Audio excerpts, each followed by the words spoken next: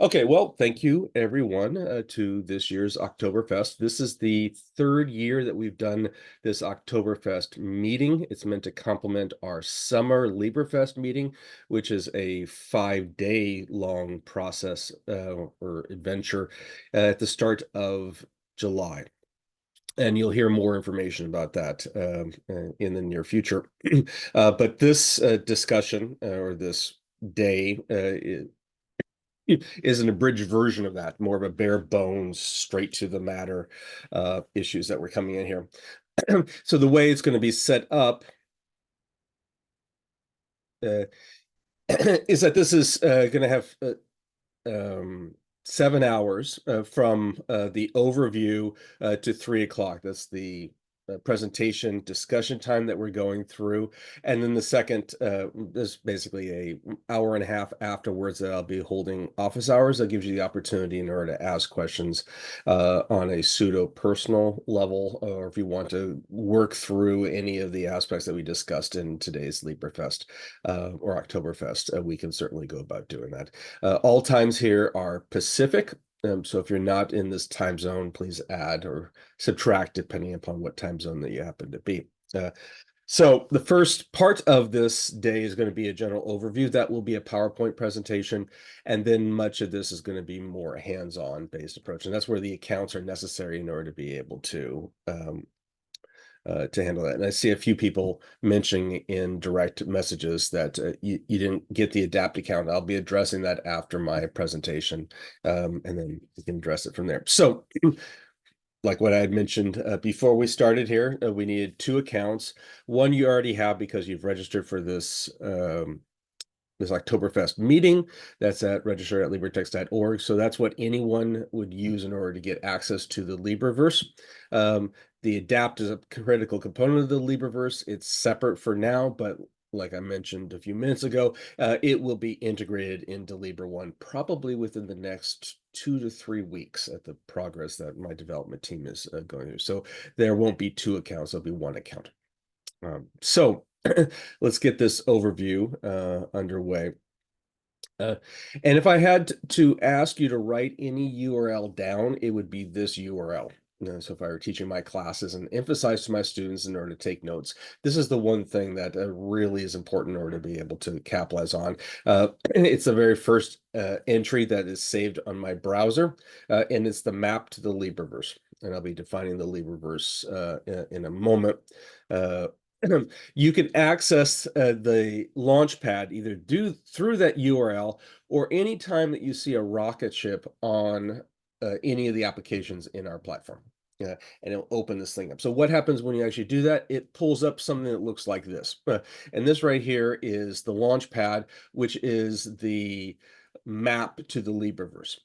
And the LibreVerse is an ecosystem of technologies in order to be able to address our primary goals. And I'll mention the goals momentarily, but it includes a range of different technologies. It includes a range of different libraries that hosts OER in order to be able to promote these things. Now, when people first get exposed to the LibreVerse, invariably it gets very daunting to people because it's multifaceted and has a lot of complexity behind that. The reason for that is that we have a lot of different goals that's addressing. So in order to master the LibreVerse, which almost no one can do because it's just too big, requires mastering a lot of if you were not using in the LibreText platform but using it off the LibreText platform, you'd be mastering different aspects. For example, if you wanted to talk about building OER as textbooks, that would be like mastering Pressbooks. But if you wanted to talk about a homework system, that'd be something like mastering web work, mastering MyOpenMath, mastering H5P, and a handful of other technologies that are underlying ADAPT, or mastering Commons and Conductor, which is a project management tool or a cataloging system. So it's like Trello or a wide range of other project management tools, including Jupyter Notebook system for interactive coding, Nova, which is our project management, our course management infrastructure, something akin to an LMS, Studio, which hosts our H5P, and then we have a ticketing system and a support center that's off of here. The upshot off of here is that it's multifaceted. Don't be surprised or don't get daunted by the everything we'll be talking about today. No one masters every aspect. It's only important for you to master what you need in order to be able to move forward. So this is the launch pad that I'm going to be using for what we're dealing with these things. So if you're unfamiliar with who I am, I'm a professor of chemistry at the University of California, Davis. I've been there for 19 years, celebrated my 19th year last month. My research is in ultrafast laser spectroscopies of photoactive biological systems. I make very short laser pulses, shoot them at proteins, and watch them scream. And from the screaming, I get information about how they operate. If you have an interest in order to talk more about that, I love to be able to talk more about that.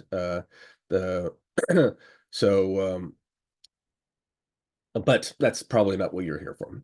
I'm the founder and director of the LibreTexts project. This was established in 2008.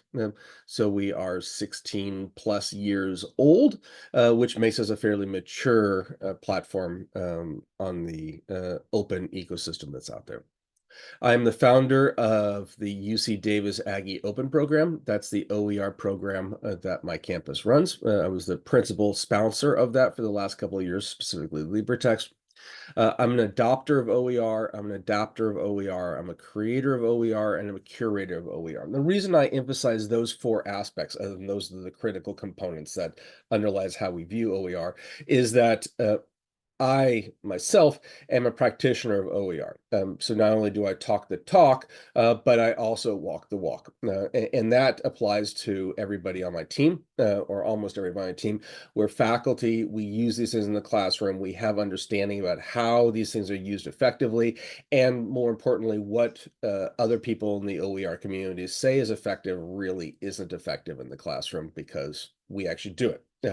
This also makes things faster in terms of our development because as we build, we're constantly using them in the classroom in order to test things out and evaluate. So that shortcuts the development time, makes life a lot easier for us to be able to advance that. There are other perspectives out there in the open community than a practitioner's perspective, for example, a librarian's perspective or an administrator's perspective or even a vendor's perspective. It takes all perspectives in order to move things forward. I'm not trying to say that practitioner's perspective is different. Let me phrase that, is better. I'm just trying to say that it's our perspective and the way we view OER. So why do I do what I do? Well, I do what I do for a variety of reasons, but the principal reason is because of this Denny's restaurant and this truck. This truck was my father's truck, and for a lot of my childhood, I lived in the back of this truck behind this Denny's restaurant. So I was homeless. Housing insecure would be the more appropriate term these days. And in addition to the insecurity of housing came insecurity of food and lots of other issues that are associated with that. What got me out of this level of poverty was affordable education. In that case, the area was the K-12 education, the public education that in Washington State. But I also went to a community college. From there, I went to the University of Washington with my bachelor's degree, and then I went to various campuses for graduate and postgraduate education that's out there, ultimately ending up at a public institution at the University of California, Davis. So I believe strongly in affordable education. The problem is that education has gotten a lot less affordable in the last few years for a variety of reasons. I have no control over tuition, but I do have control over what's going on in my classroom from a resource perspective. And I at least want to exercise my agency there in order to be able to help address affordability. As many of you probably have. I will also mention that housing insecurity is far more pervasive than many people know. And this is not necessarily a unique experience for any of your students in your classrooms, although it may be a little bit more unique for faculty that colleagues that are out there, although I wouldn't be surprised if I'm less unique than I may think. Anyways, to the topic at hand is the LibreTexts mission. So this is the mission statement that I oftentimes like to give out here. We're implementing a community-built platform for the construction, curation, adoption, and adaptation of OER that is comprehensive, can be curated at multiple levels. Each of those words that are bolded are particularly important in terms of defining our bigger picture, our philosophy of how we're addressing it. Each of the words that are critical words in the parentheses are a more practical application of what we feel is necessary in order to advance our goals: the construction, curation, adoption, and adaption. So let's just cut this up a little bit in order to make sure that we have those bases down here.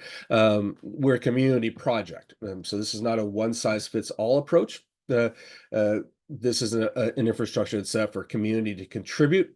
Anyone that wants to contribute, whether you're a faculty member, student, administrator, subject matter expert, that has something to contribute, we welcome with open arms. This is in contrast to a more vanity-based project, which basically says, this is what you have, take it or leave it, and that's the way it goes. So it's very much open. OER can be defined in a variety of different ways, and I don't want to define it here other than just saying that OER, for the sake of this conversation, means it's free for faculty, free for students to access, and it's free for faculty to be able to customize. There's a lot more subtlety and even more overt aspects associated with that if you guys want to discuss it. But since we have a limited amount of time, I'm leaving it at that for this conversation. Comprehensive. So while the LibreText was born out of chemistry project that I was running called the ChemWiki many moons ago, it's expanded its scope from chemistry to all facets of academia. And that's the reason why we have these 16 independent libraries that hosts a large quantity of content for people to address. So we follow a no gap left behind policy. So we'd like to be able to fill up as many of these gaps as possible, or to capitalize on the greater community in order to help fill up the gaps within our infrastructure. We also follow a no tech left behind policy. In that case there, we recognize that the textbook of the future, or the education of the future, involves technology, and we capitalize on that as much as we can, especially open source technology, by integrating that within the LibreVerse, the ecosystem of technologies that that the Launchpad shows you, such that faculty can use those resources without going through the pain connected to being able to implement them. That's out there. So we follow this no tech left behind policy. And last, we recognize that what we are doing has to be curated. So that means that we're making not a simple repository or not a referatory, but basically what I refer to as a curatatory. I'm the only one who uses that term. I should trademark it, but it's essentially a repository that's constantly updating, constantly moving forward off of that. An example of that would be something like Wikipedia. If you've looked at Wikipedia over the last close to 20 years, it's gone through a significant development off of that because of the community that's contributing and moving it forward. And that's what the LibreText infrastructure is out there. So the buck doesn't stop at publishing. Anyone in academia understands that and is continually updating, whether it's to fix issues, bugs, mistakes, or to actually change sensibilities that's out there in order to be able to do that. Alternatively, it's also for allowing customization, so you can actually take OER and customize it for the needs of your students, or the needs of your department, or the needs for you in order to be able to address the things that are best put out there. So in short, what we're doing is trying to break the golden handcuffs that commercial publishers put onto faculty. So when a faculty member adopts a textbook nowadays, they don't just adopt a textbook, they adopt a textbook and the ancillary homework system that's aligned to that textbook, and the ancillary materials like the slide decks or the interactives that are connected to that textbook, or now it's AI or other tools that's out there. So in other words, faculty come in and put a set of golden handcuffs on themselves tied to that publisher, such that if you actually want to break those golden handcuffs, what do you need to do? Well, you need to give them the textbook. You need to give the homework system, you need to give the ancillary materials, you need to give the AI, you need to give the other interactives off of there. You need to give the whole portfolio out there in order to be able to address it. That's the reason why the LibreVerse is multifaceted, because we need to be able to address all those different aspects to extricate the commercial interest from our classroom to make our education affordable. Now, there are other benefits associated with OER than just affordability, but that's a key goal that what we're doing. So if you're unfamiliar with the LibreText project, and if you were 100% unfamiliar, you wouldn't be here today, but I just want to summarize a couple things off of it. It's the largest central repository of OER textbook material on the internet today. We have somewhere in the order, and this is an older number, about 1.2 million pages of OER content. some of them are duplicates of each other, but it provides an opportunity for you to come in and start to capitalize on it. It's also the most popular, excuse me, most popular OER repository out there based off of traffic. We deliver at the peak of the week 1 million page views a day. So we operate at scale. And it provides an opportunity such that if you have any OER, you can contribute to our portfolio such that other people can capitalize on it moving forward. In fact, there's no better infrastructure in order to facilitate that. We've accumulated, this is actually much higher than that, 1.2 or so billion page views since we started in 2008, and somewhere close to 10 millennia of student confirmed reading of our material. We have, again, because our scope is multifaceted, it's more than just textbooks. We also host questions in our Adapt homework system. We have about 250,000 questions out there, but we'd like to be able to get somewhere in the order of about 10 million questions in order to be able to address the full scope of what we feel Adapt is able to do. So again, back to the LibreVerse. I'm going to use, back to the Launchpad, which shows you the LibreVerse. I'm going to use this as a guiding principle of different aspects of the LibreVerse for this introduction, and then we'll transition into several of the parts of the LibreVerse, but not all of them. So again, the first part here are the libraries. This is what many people experience when they first experience LibreTexts, and it consists of 16 independent wiki technologies that host our content. We chose a wiki technology for hosting our content, our textbook specifically, because it was the best technology for large-scale collaborative construction efforts. Best infrastructure so that you have people at different parts of the country or different parts of the world that can actually contribute to it effectively. It was the best technology back in 2008. It's the best technology now for being able to advance that. Of these 16 libraries that we have, 13 of them are English language libraries, or specifically in English. 3 of them are OER in other languages for other countries where English is not the formal language or the lingua franca. One's in Espanol or in Spanish. The other one's Ukrainsky, and then we have a generic global library that we are renting. That's part of our global scope of what we were doing. Of the other 13 libraries, they focus on specific fields or larger super organizations of fields, including chemistry is the most mature of our libraries, social sciences, physics, etc. So let's just talk a little bit about these libraries. The key point of what prompted the generation of these libraries is recognizing that the OER landscape is fragmented, meaning that you could find content in a variety of sources. This is probably one of the more frustrating aspects that people first experience when they get into OER is where to find OER. You could find OER in the Open Textbook Library, mostly links to OERs, mostly referatory. OER Commons, which is also mostly referatory. OpenStax, which hosts content, but it's not a community-built infrastructure.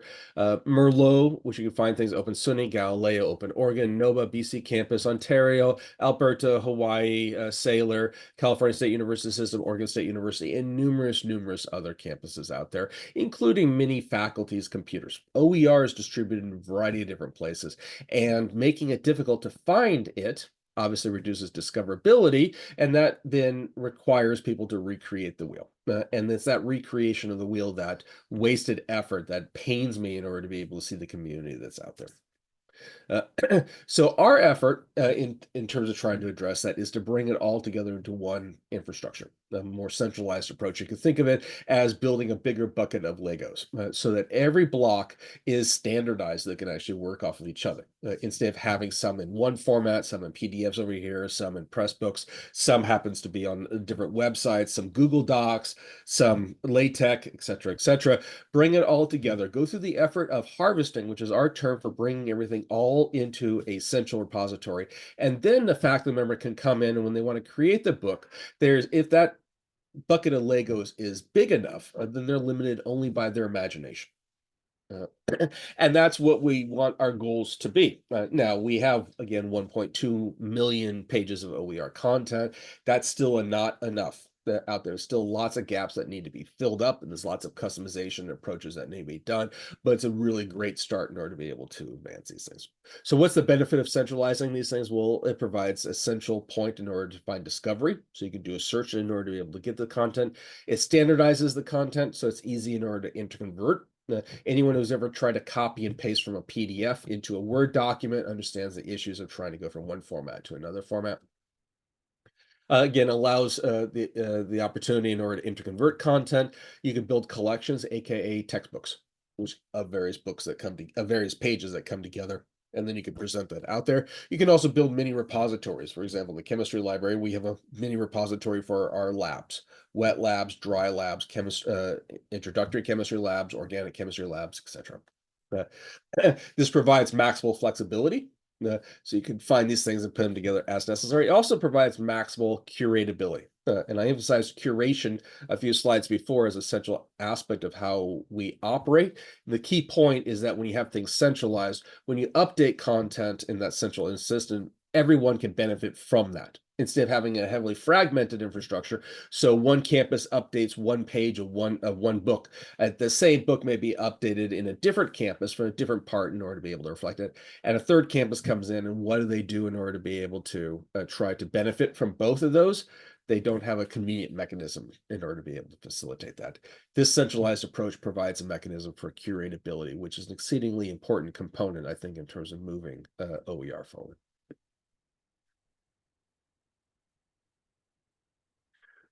So we have this large corpus of content that you can capitalize on in order to build your books. We've built an infrastructure that we're going to be discussing this afternoon, my time, called the Remixer. That's a graphical user interface in order to grab any of the pages that are in this corpus of content that we have and just drag and drop in order to build a book. And from this, you can build your book within minutes to 20 minutes, depending upon how complex your book is that's out there. And then you have the ability to edit the content, which is a third pillar of what we're going to be discussing. So if you go to any of the libraries, they're mostly organized in three different ways. One is the campus bookshelves, one are the central bookshelves, which we just referred to as bookshelves, and the other one is learning objects. The books that are stored in the central bookshelves are the books that the curation team or the development team for the LibreTexts project is responsible for curating. So when OpenStax introduces a new book, we bring it into the platform, we curate, we update it, we fix some of the mistakes that they have in moving things forward, and then individuals can use that as some core material for rebuilding your own books or adopting and running with it without having to deal with the financial aspects that are oftentimes connected to buying physical books from other sources. The campus bookshelves are bookshelves that are dedicated to specific campuses that can host their books. Any campus can have up to 5 free textbooks that they can customize and host there without any issues. Again, we care more about the mission than we do about any sort of model for financial support. But and if you go there, you'll find that there are probably close to 700, 800 or so campuses that are hosting books on their campus.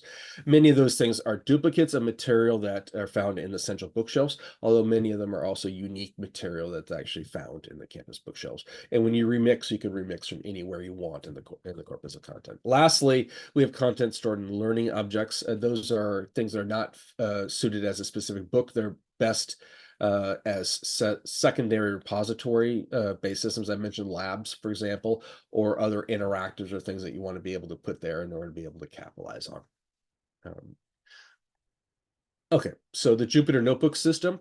If you're unfamiliar with Jupyter Notebook system, that is the technology that that's actually been around for a while, which provides opportunity, at least for the sake of textbooks, to embed into your textbook interactive coding. So you can, so if you believe that if it's in your philosophy that's important for your students to get exposed to R, Octave, or Python, or other coding as oftentimes STEM students should be exposed to it, you can embed it into your book so your book becomes more interactive. The point off of here is the more interactive that your book is, the more likely students are going to be interacting with it, the more likely they're going to be learning from that. So I collectively throw this into the category of building the textbooks of the future, which is a textbook of interactivity. It's a textbook of technology, and this is what you provide. This right here is an example of particle in the box Python coding that I embed in my upper divisional quantum mechanics class. But you can embed a wide range of different technologies in there. So the commons and conductor. So you've already been exposed to the commons and conductor before in registering for this account or for this workshop. Let's it's a very peculiar name. I understand that, commons and conductor, and that's because it has two faces. The commons is the front face, and that's what anyone can access without an account, and the conductor is the back end or the back face, and that's what requires an account in order to access. The commons is a cataloging system. It provides an infrastructure as a front catalog for books, for libraries, collections, homework. You can look at under development projects that are out there. And there are two flavors associated with it. One is the commons that's associated with the overall platform, which you can access at commons.libretext.org. Your Launchpad will go to that. The second one is for any campus that's part of our LibreNet consortium. They then get their own campus commons that's branded for their own campus in order to showcase the resources that they have there for the appropriate stakeholders, whether they're students or faculty, administrators, outside sponsors or so. The back end is a project management tool. You've been exposed to that because when you registered, you were also brought into a conductor page that you can actually use in order to update and change things around. Many of you contributed to a thread on the conductor page in order to have conversations off of that. It's a project management tool. It's the only project management tool that's organized, to my knowledge, around OER and building OER, and especially empowered around the LibreTexts project. It's a free tool for the community. Anyone can come in and utilize it. They don't have to use it just for the LibreText projects. They can use it for other technologies. We're doing this as a service for everyone. Provides opportunity in order to not just build projects, you can build alerts. So you can come in and you say you want to have an indication if any textbook comes in that has the word calculus in the title. And then they'll get notified when that resource comes into the LibreVerse. And that provides an opportunity in order to recognize if I'm recreating the wheel. Or to be able to meet other people who are generating something similar in order to be able to compare notes and make it so that we don't have to reproduce things. It's where you can generate harvest requests. We can host adoption requests, reviews, both peer and from students. It facilitates communications, whether they're within a team working on a specific project or between different projects that are out there. This right here is a snapshot of the Coalinga College campus commons, the one that's branded for themselves.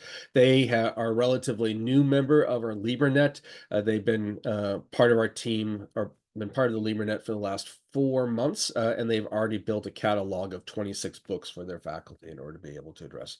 They have a goal in order to get to 100% OER adoption, and they are steadily on their way. This is the back end. This is an example of a specific project, a beginner to advanced healthcare Spanish, which has some communication off of here. Then we can actually go down below and talk about the different aspects behind there, which I'll talk about later on. Project Nova, very peculiar name off of here. Project Nova is designed around taking the whole part of our LibreVerse, the textbook, the homework, and other things, and bring it together into a course infrastructure. So something similar to Canvas Commons, if you're familiar with the Canvas infrastructure, and the other LMSs have similar things. And the point behind here is to recognize that we want to be able to host these courses that you can download into your LMS in an LMS agnostic way. We do that for 2 reasons, instead of trying to put our system into one specific technology, whether it happens to be Canvas or Moodle or other things like that. And the 2 principal reasons are that there are multiple LMSs that are out there. So if you choose one LMS, then other students and other campuses that don't use that LMS don't have the opportunity to capitalize on that. So there's just basically no reason in order to tie ourselves to a specific LMS. We want to be LMS agnostic. The second reason, and for many of you who've been around the block a little bit of time, is recognizing that LMSs have come and LMSs have gone. Since I've been at UC Davis, I've gone through 3 LMSs, and right now we're on Canvas, which has been growing quite steadily over the last well, it goes 15 years, but there will come a time where candles will start to be superseded by some other project out there, whether it's because it has better technology, maybe AI enabled, or because of financial reasons that another competitor is able to come in and undercut them. It's just the law of business. So the idea of sticking to one specific LMS is something that we're really strongly against. We want to be as agnostic as possible that's out there. So that means that we uh, as part of our course management system, and this is still under development, which we call Nova. It's an independent standalone system that you can come in and you can grab a course and embed it into your LMS and capitalize on the other parts of, or that tie everything together in a pretty bow of the textbooks and the homework system, the ancillary materials, the Jupyter Notebook system, and other things into a single repository. Project Studio, you get access to Project Studio from day one with your LibreNet account. This is our platform for the construction of H5P. H5P is one of the 4 technologies as part of ADAPT that I'll be talking about momentarily. And with the studio, you can actually create interactives that you can embed into your book, making your book more engaging. Again, following through with the building the textbook of the future by building interactive textbooks. This is the opportunity in order to be able to, or you can use Studio in order to be able to build those things. Adapt, which is the last of the technologies I'm going to be talking about on the on the Launchpad here, and then we're going to be transitioning into a greater discussion afterwards. So Adapt is our homework system. We knew that we wanted to be able to build a multifaceted infrastructure from the very beginning back in 2008. The problem was I didn't know what to do back then. It took a while for us to mature, and the reason that it took us a while to mature, especially with the homework system, is that we wanted to be able to handle a wide range of different facets and tie it all together to advanced technology. It took a bit of time in order to do so.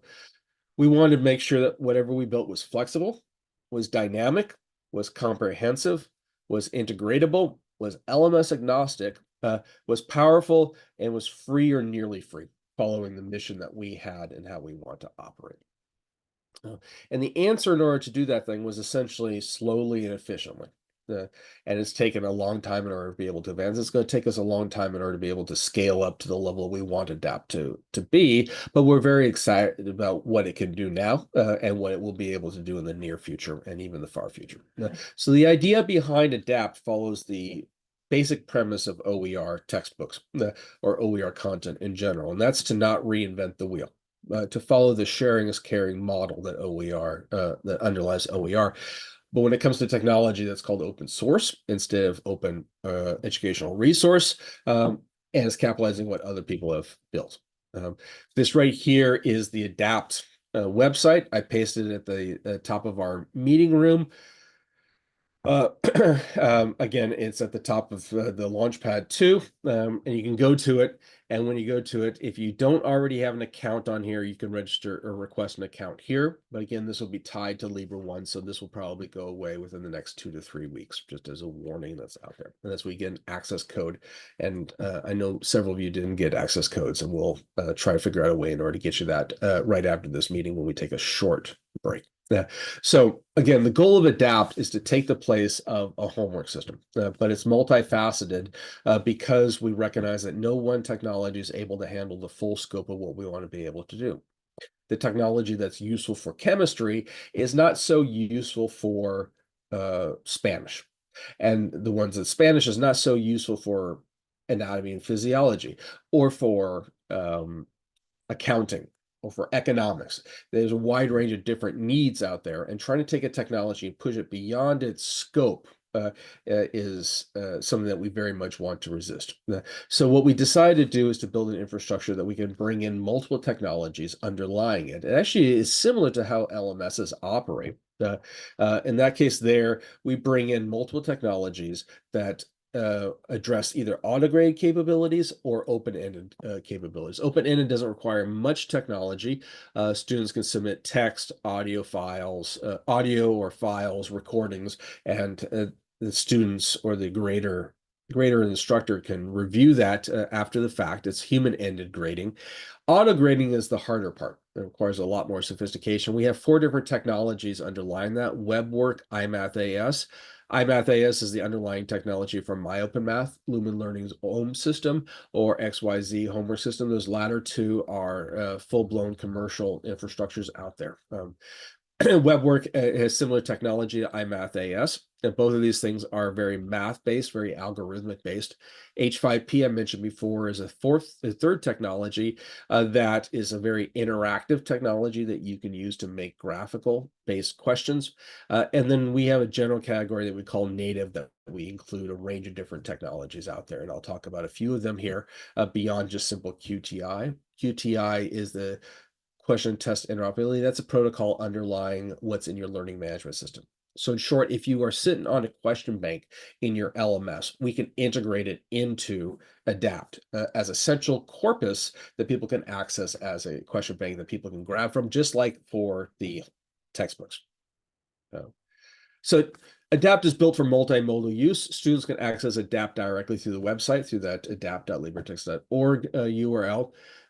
You can embed the questions from Adapt directly into your textbook. So now your textbook becomes a homework system. So if you believe that students are not accessing your textbooks or reading your textbook enough, you're right, they are not. This provides a mechanism in order to get students more engaged with the material in your textbook, because the homework is in the textbook itself. We will be releasing in the next few weeks our phone app, which gives the opportunity for students to do their homework directly on the phone, the native technology of choice, but can also double as an in-class polling system. So if you want to take the place of iClicker or any other interactive technology in your classroom for students to be able to use and not pay for, the Adapt app gives the opportunity for doing so. And it's a free app that will be available on both the iPhone and Android stores. And irrespective of how students submit their solutions to problems, whether it's direct, embedded, or via the phone app, you can pass those scores directly to your learning management system. We couple via LTI, or in the case of Canvas, an advanced API infrastructure to help facilitate more powerful usage of these things. This is a quick snapshot. I actually oftentimes have a video here, but I don't have it. It's just a snapshot of our phone app, and I could bring that out to you at any point. So I'm just about nearing the end of our general overview here. What you may be wondering is why Adapt is actually called that. And Adapt is called that because it has some adaptive learning capabilities. So if you're unfamiliar with adaptive learning, you can think of it as the opportunity or the approach of being able to make it so that students can have a more customized interaction in order to facilitate greater learning, because you are filling in holes that students have as conveniently as possible. There's a spectrum of adaptive technologies out there. On one end is the black box algorithm AI-based infrastructure, and the other end is a white box, very transparent based approach.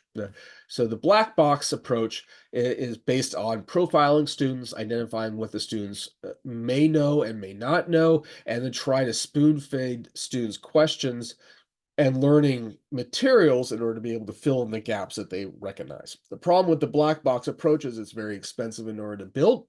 It is oftentimes incomprehensible about how it operates. Students don't know why they get the questions. Faculty don't know why they get the questions. And sometimes it works well, and sometimes it doesn't work well. What we have done is we chose a white box based approach, a very transparent approach that we refer to as learning trees. They're basically decision trees by another name.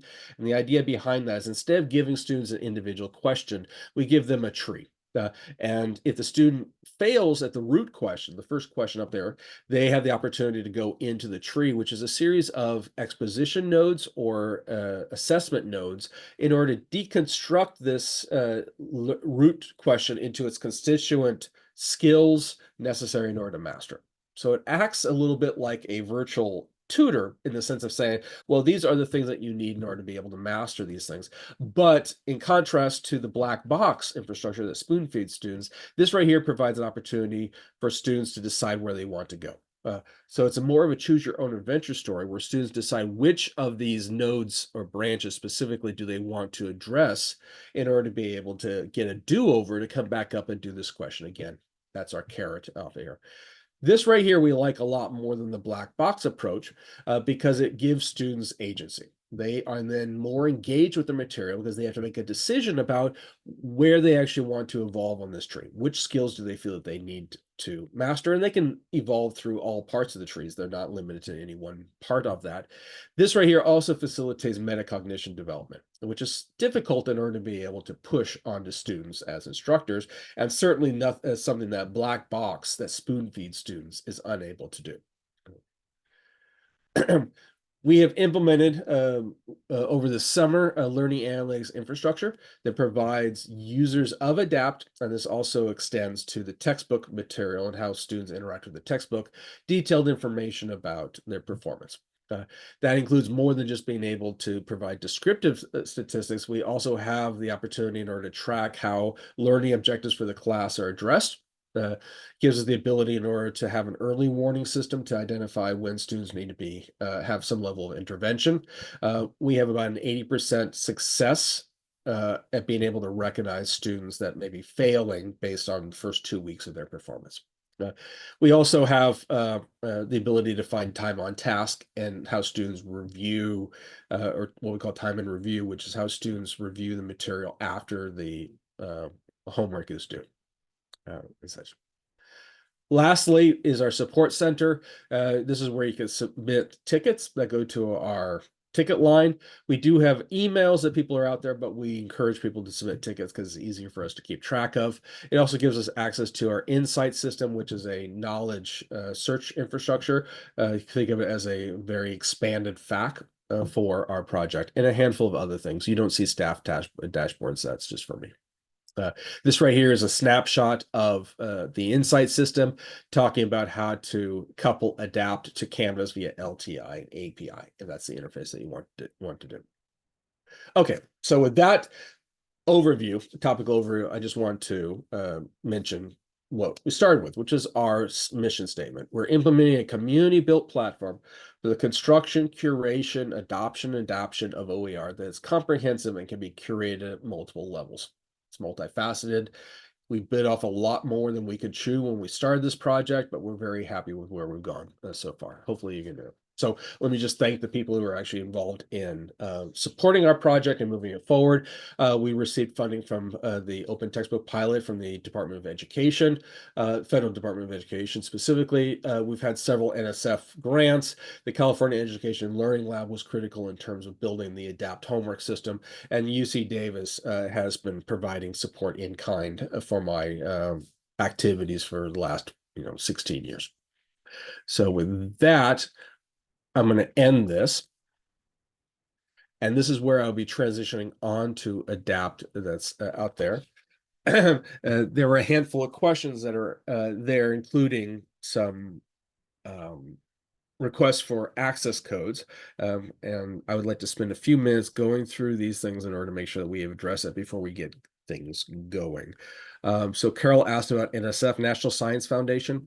If you're unfamiliar with it, it's a more knowledge construction based approach rather than Department of Education, which cares a bit more about the product and its implementation in the classroom. Okay, looks like Margaret asked a question and Jennifer had asked that. So a few positive comments. Thank you very much for everything that you're doing here. This Sima asks, is there a glossary that gives a short definition for each of these sections? Actually, there is. If you go to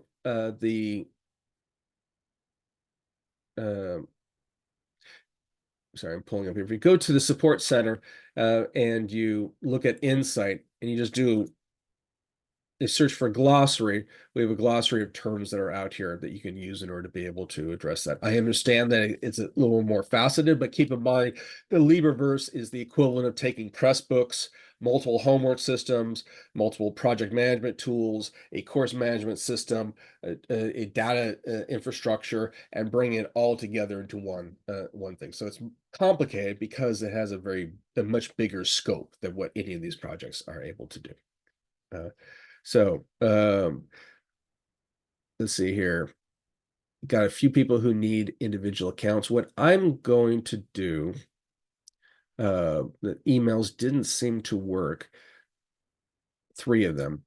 Okay, so let's take a 5-minute break. I know we're a few minutes beyond the thing. Let me handle these emails, and then we'll get going with Adapt. And that's going to be the first part of here. Make sure you have signed into Adapt, that your account is all working, and then we'll start running from there. So I'm going to turn off the video so I can actually operate without any issues here. And again, if you have any questions or concerns, please throw them in or please chime in while I'm doing this because it's relatively, it's, I can double task. So for those of you that are getting access codes, I'm pasting it directly into your direct messaging.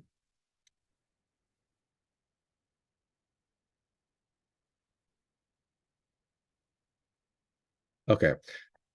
Does anyone else need an access code that I have not addressed just now?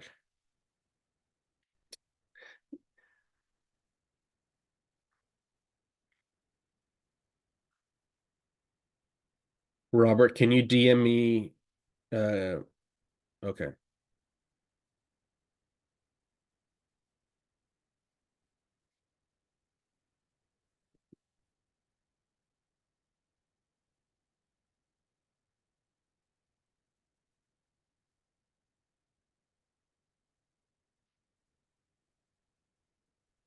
Okay.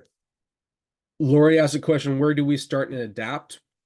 If you go to the launch pad, that's the starting point for basically everything. And I'll paste the launch pad into the chat here for everyone to see. Robert, when you go to the launch pad, I'm going to show it here. When you go to the launch pad, it looks like this. If you go to adapt, you can create your accounts right here. And that's what you use in order to be able to process that. Like I mentioned before, we expect within the next 2 to 3 weeks to have the two integrated. My team is very much working on that right now in order to have the dance between the single sign-on cover everything that's out there. So, okay. So if you have any more issues with signing in, then make sure you DM me here, and then we can progress from there. So let's get this thing going here. Elizabeth, hold on the new course until I just give a quick overview of Adapt, and then we'll get jumping straight into the practical applications of there. I do want to continue on with where are we here? I want to continue on with not that presentation, but this one here. And this is just a 7-slide overview of Adapt. Yeah. So remember, now we're transitioning to Adapt part. Adapt is the homework infrastructure that's meant to complement the textbooks that were out there. It's been growing quite steadily over the last few years. And we're very excited with where it's going. And I hope that you actually share our excitement. So the idea behind this is that the is recognizing that no single technology handles all the cases that we want. Like I mentioned to you before, we had a range of different technologies out here. WebWork and iMath AS are great auto-graded technologies for math-based problems and science-based problems, very algorithmic-based issues.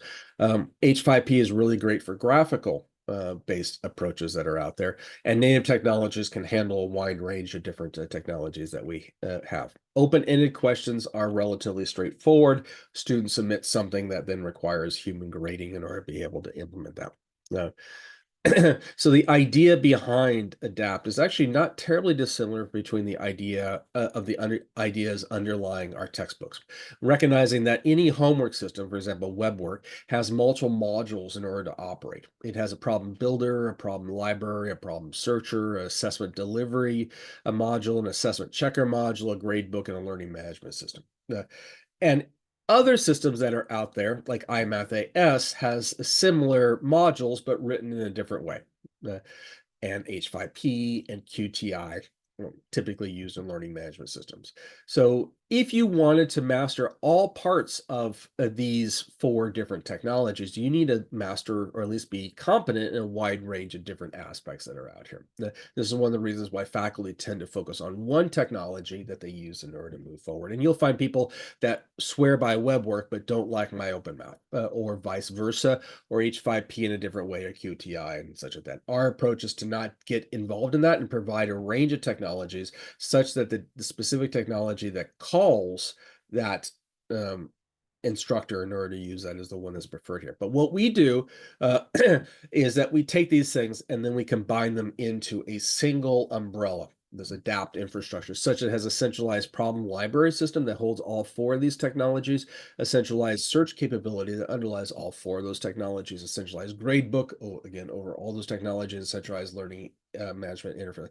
So what that means is it makes it easier for people to be able to use the different technologies. You don't need to master how to use iMathAS, because you can use iMathAS questions and WebWork questions simultaneously in the same assignment. Yeah. Or H5P questions or QTI. You pick and you choose the ones, and because someone else has created the problem, gives you the opportunity in order to capitalize on the sharing as caring model in order to be able to move forward. So again, because of a community-based approach that we have here, we can actually all move together if we actually all bring it together into a single corpus that's out there. This also provides an opportunity in order to make it so the interface is the same for the students. So if a student is using the Adapt for their Spanish class, it has the same interface than if they were using it for their calculus class, or they're using it for their chemistry class, or any of the other classes out there. Reduces the load for students in order to be able to learn new technologies and moving forward, and makes life a lot more comfortable with them in a very dynamic time that we have with technology, which probably will never change as a hope, as a big scope, but we at least provide an opportunity to minimize it in the classroom. So I mentioned already that there are multimodal applications in order to be able to access Adapt depending upon your own pedagogy and how you want to go about doing that. And if your campus has signed up with, if your campus Learn LMS administrator has done the QTI dance, which is changing some keys back and forth, we can actually make it so the grades can be submitted automatically to your campus. This right here is an example of embedding an H5P question into a textbook, making it more interactive. This here could be either embedded formatively or summatively.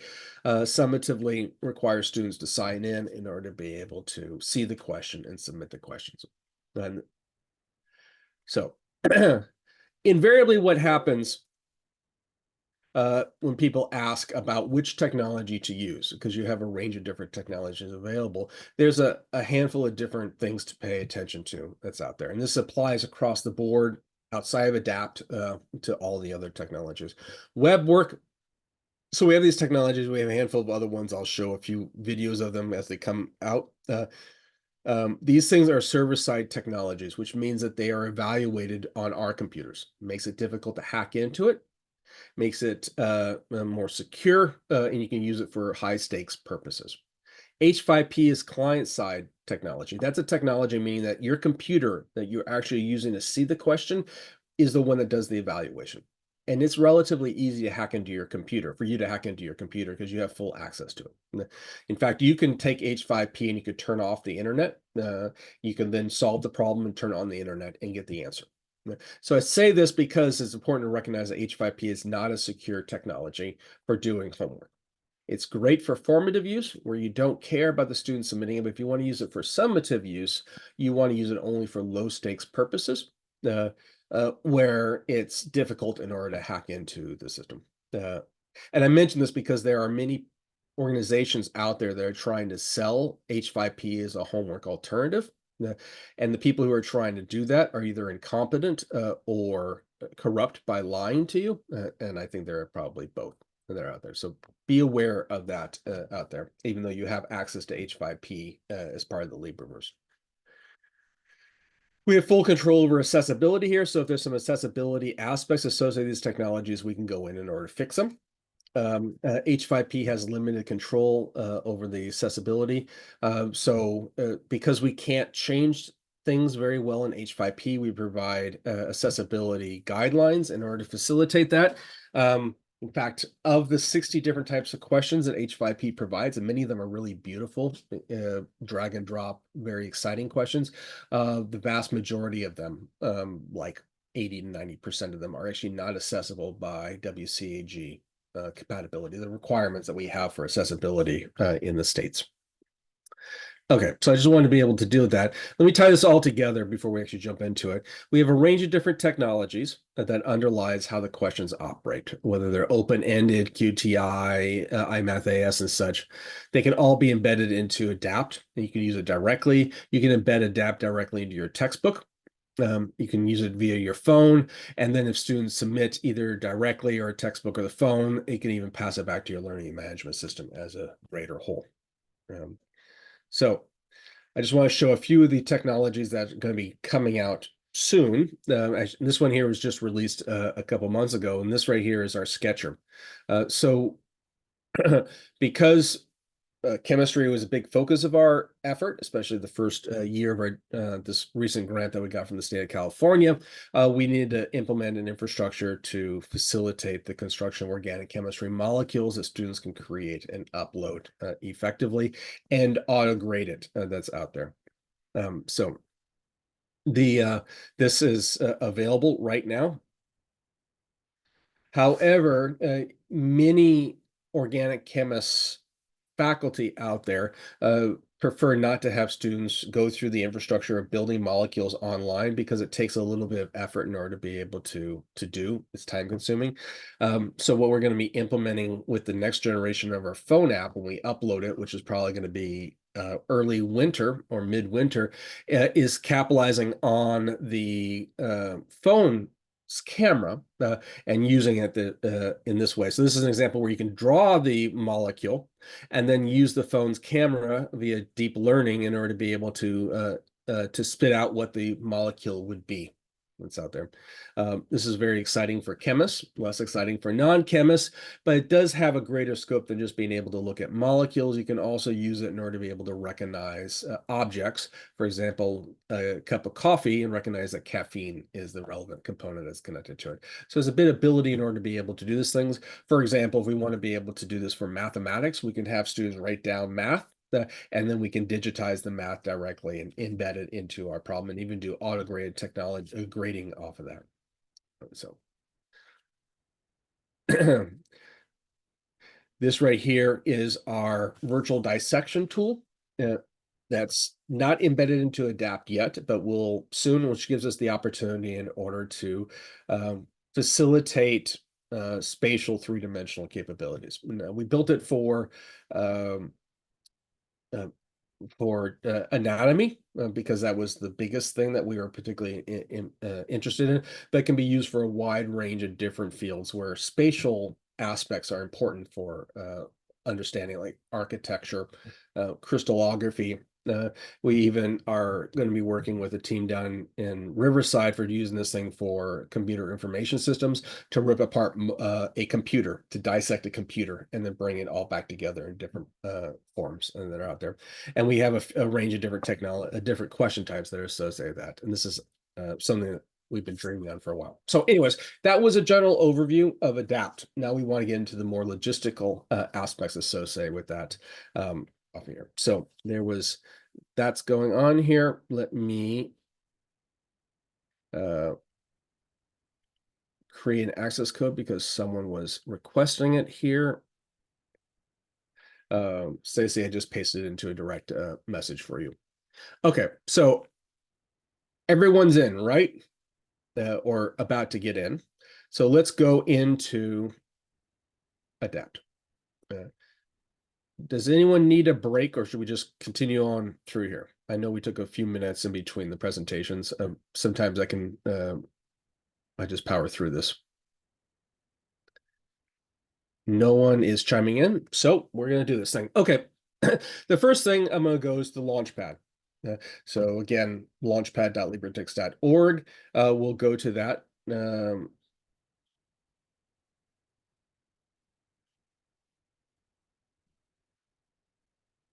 Okay. And I can go to adapt by clicking on here. I can also go to adapt directly by going to adapt.libretext.org.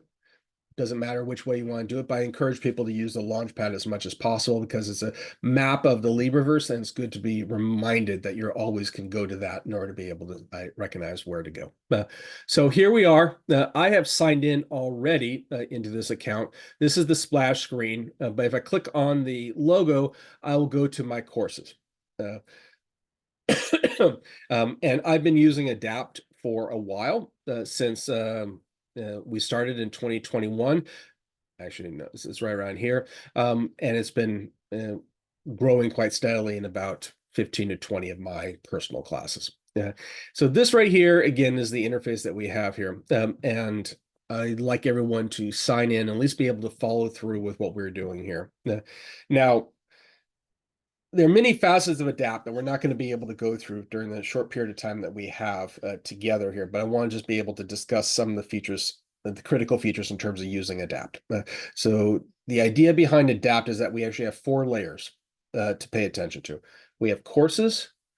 In courses, we have assignments, and assignments, we have questions.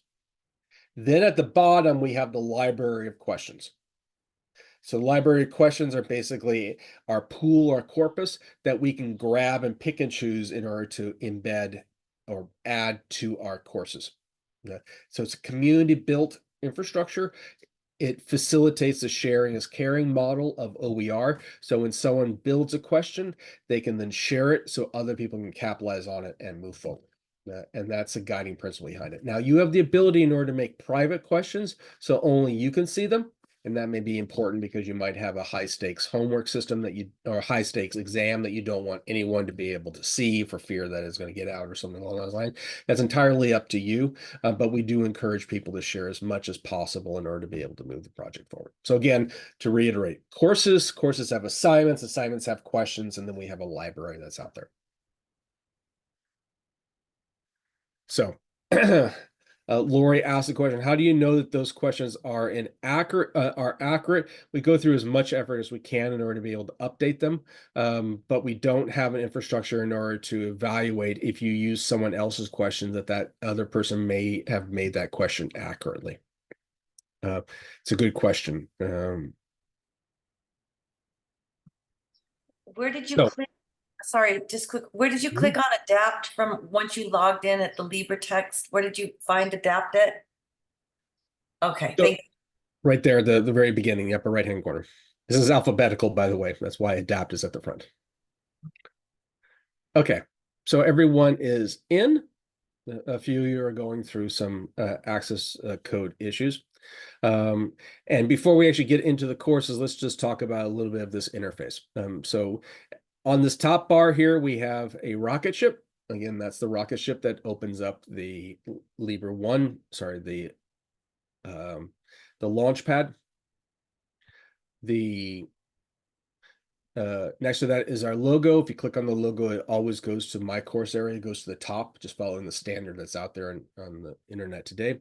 If you click on support, that will open up the ticket system. So if you have any questions or concerns, you can actually pop that out there, and then we can move from that. In addition to being able to search the insight system. And if you're concerned that some of our technologies may be down because we have many, many different parts of our technologies, you can use this in order to be able to check it. Dashboard is the most interesting part on this bar here. It has 9 entries on here. The top 4 are the ones that are personal to me. I can go to my courses. That's the equivalent of clicking on the icon. That's what's on the screen right now. Yours will be bare because you haven't created a course yet. I can go to my questions. Those are my parts of the library. So my questions that are hosted in that 4th layer down at the bottom. I can look at my personal learning trees. I talked about learning trees in the last presentation, this adaptive learning infrastructure. I'm not going to go into discussing how to build learning trees, but we have a series of videos in order to guide you through that in our Insight system. And then templates, which is a convenient way in order if you're going to be replicating numerous assignments, you can actually write down all the parameters for that assignment. So pre-made, so you can actually use that in order to create it and have everything together. The lower 5 are the ones that are for the whole community. So if you want to do a search, you can click on this thing and do a search through the corpus of questions. Again, capitalizing on the fact that you are looking at questions from multiple different technologies that are all combined together that's out there. So right now, the ones that are public are 215,000, but there are about 30,000 questions that are private that you don't have access to unless you are an owner of that. And you have meta tags and other filters in order to be able to identify that. If we have time, we can go through that, but you can peruse it. It's a relatively straightforward search infrastructure that you've been exposed to in a variety of other technologies. You can browse through learning trees. So if you actually want to see what other learning trees have been done, this right here are learning trees based on chemistry. But if you continue on near the and you'll start to see people who've created other types of learning trees for other purposes that are there. So anyways, public courses, any course that you make can be made public or private. Private means that other instructors don't get to see your course. Emphasize only the course material, not the student submissions. So only the infrastructure that you build together. So it's convenient in order to capitalize on the sharing is caring model. So if you're building a course that you want other people to be able to see and perhaps use for their respective courses, you make them public and they're able to tap into that. And this right here provides a list of all the public courses that are out there for doing. Many of these things are very science oriented because that's what the California Education Learning Lab wanted us to focus. But there you'll find many other non-STEM fields, non-STEM courses out there, including the ones that are stored that the Commons instructor, which is the third one here, hosts. So the Commons are public courses that are curated by the ADAPT development team. So those are something akin to the central bookshelves that are on a textbook, on a library. So these are the ones that we brought in that we curate. For example, we brought in the chemistry OpenStax books and we go through it question by question, updating them, making them auto-graded, making them algorithm, making them as polished as possible with very pedagogically useful solutions and not just basically give out an answer of 5, which is not terribly useful for instructors in order to be able to do. We go through that effort with a wide range of different courses. This again is a more of a centralized approach for doing stuff, but you could find questions that are either, or find courses either in the Commons area or the public course area in the same way that you have it with the centralized bookshelves and the campus bookshelves. Lastly, we have frameworks, which we're not going to be discussing here. This provides a framework of learning objectives that you can use to align questions that are standardized. So it gives you better control over recognizing if your course is aligned to specific learning objectives or learning outcomes that are there. Again, I'm not going to be discussing that today. So there were a few questions off of here. Lori asks, can we determine which text they are from? Well, a course doesn't necessarily, an adapt course doesn't necessarily have to be connected to a specific text. Although when we actually build the course, we do have an entry on here that we can actually paste the text URL down there. But we don't have a way to search for that. But we can probably do that relatively easily. That's a very good question that's out there. Let me write that down. Okay. Next question.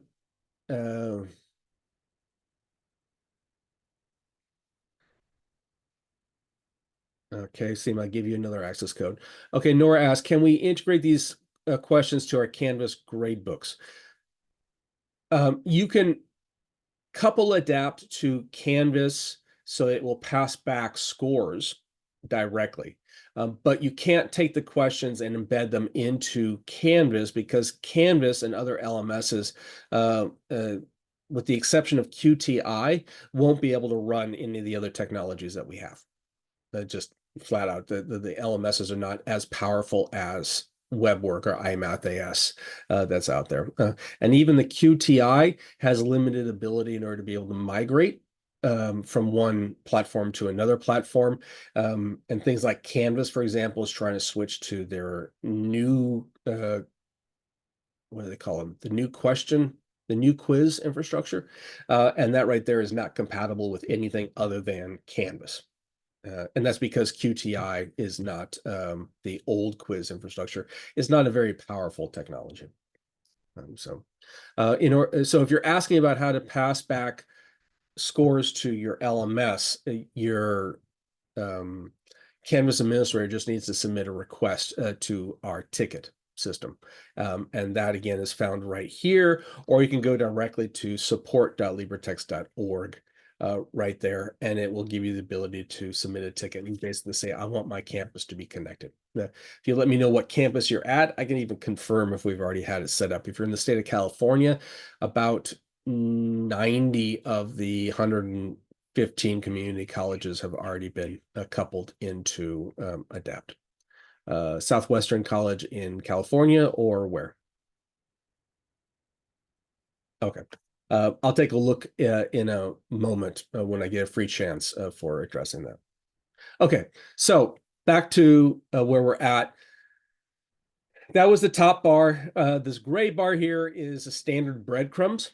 So as I start going through, let's say I go to my 4B class, you'll see it says my courses in 4B. If I went to this assignment, it'll have continued on in the same passion thing that we do. You can click on any of these things to go back up. I'm going back up to my courses, and here we go. Under here is my settings. I don't have very much control over here in terms of dictating my name, my email address, and change my passwords, and that's about it. There's a time zone. I can change my time zone right here to whichever time zone that I may want to have, and that's largely that. So there we go. Now let's get things going. Again, like I mentioned before, courses, assignments, questions. So we want to be able to, by the end of this hour, we want to be able to make a course up, to make an assignment, and add questions. That's our goal.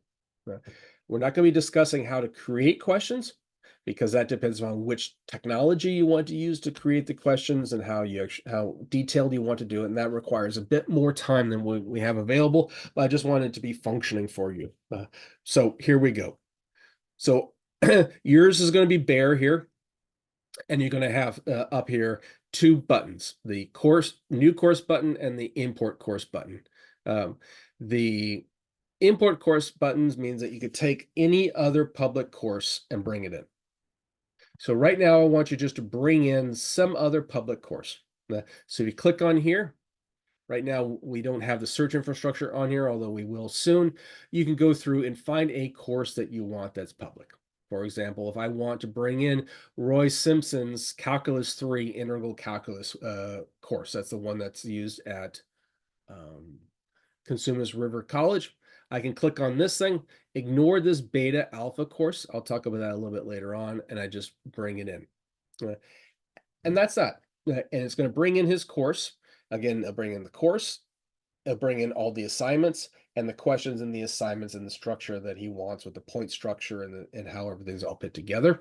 It won't bring in the student submissions for the course. And that's out there.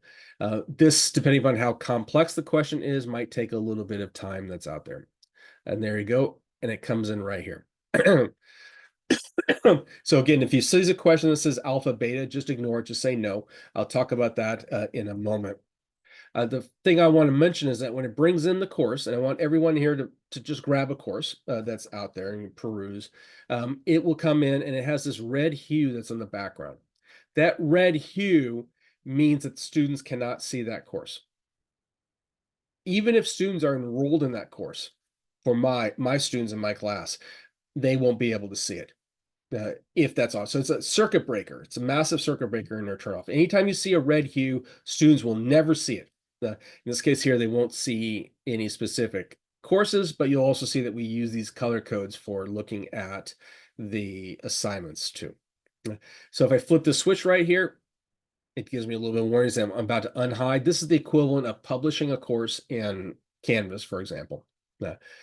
So if I publish the course, it loses its red hue. and now is available. This will be a slight green hue in the next few days, by the way. Yeah, gives me the term that's out there. And it gives me some action items. This is a general presentation style that we have, a tabular style of these things. If I go into the course that I brought in, it will have a range of assignments. You notice that every assignment, it has a red hue, which means it has not been open for students. So even if students were enrolled in this class, they won't see these things. So if I click this thing and click these things, now they turn green, and now students are able to see these specific assignments. Now, why is that important? Well, if you have a lot of questions, a lot of assignments here, you may not want your students to see all the assignments at the same time. It can be very daunting to register for a class and just see this whole slew of things that they need to be able to do. So we provide a mechanism in order to slowly bring it in that's out there. When it asks for a beta course, by the way, just select no. I'll talk about what beta courses mean in a moment. So again, this is an assignment. I can go into the assignment and then I can see the questions. And here are the questions right there. Questions are all, we don't put hues on the background because you don't have the ability to select which questions you want to have exposed to the students, because that's a little silly thing to do. So anyways, that is a general overview of letting you be able to capitalize on the other questions that, the other courses that are in the corpus. I'm going to delete this one by looking at this trash can. We have this double layer thing asking you to confirm that, in fact, I want this to be deleted, and it's going to go into, it's interesting. Did I not spell it right?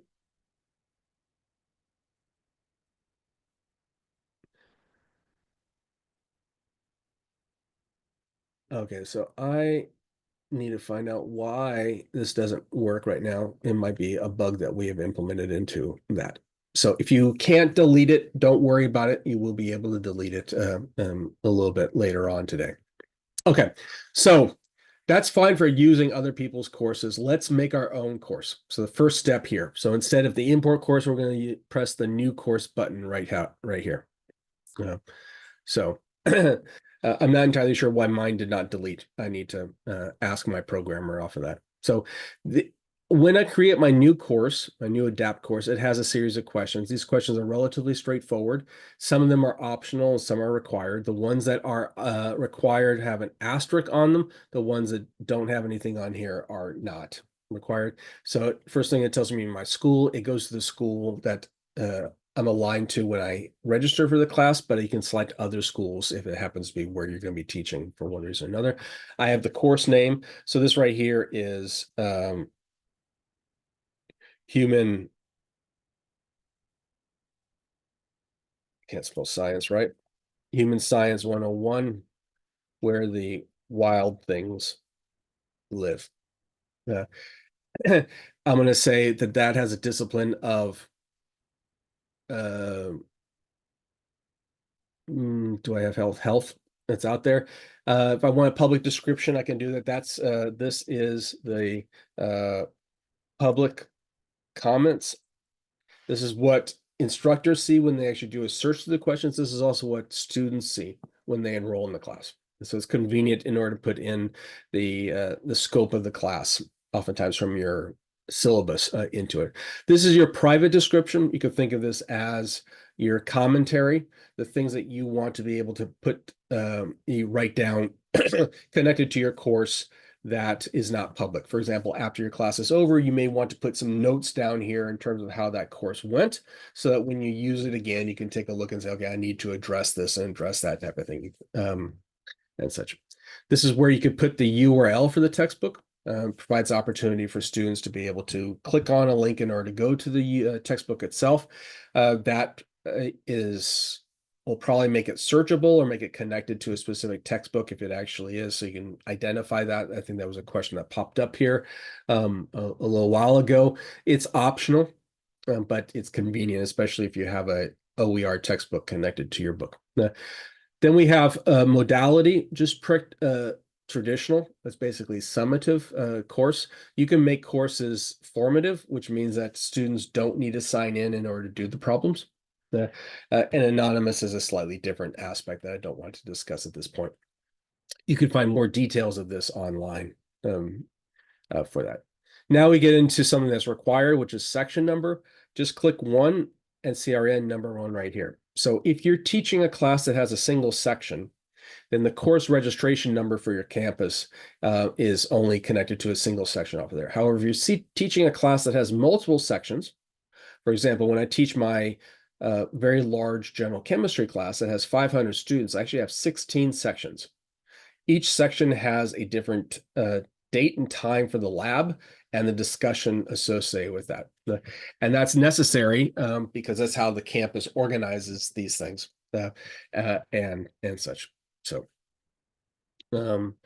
Carol asked a question that Southwestern College is not an option in the name here. I'll take a closer look at that. It may have fallen through or may be connected to the district. I'm not entirely sure.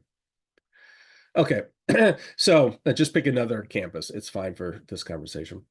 Then we have a term. Right now you need to type in something. So we're just going to call it fall 2024. We're probably going to change this to be a more structured response. And now we have a start date, which I'm going to say is today, and an end date. I'll say it's Christmas time. And that's there. The last couple of options, one says public. So this gets back into that search I was showing before in terms of public courses and private courses. If you make your course public, then you provide the opportunity for students to be able to find, not students, instructors to be able to find the course, review the course, and decide they want to go by there.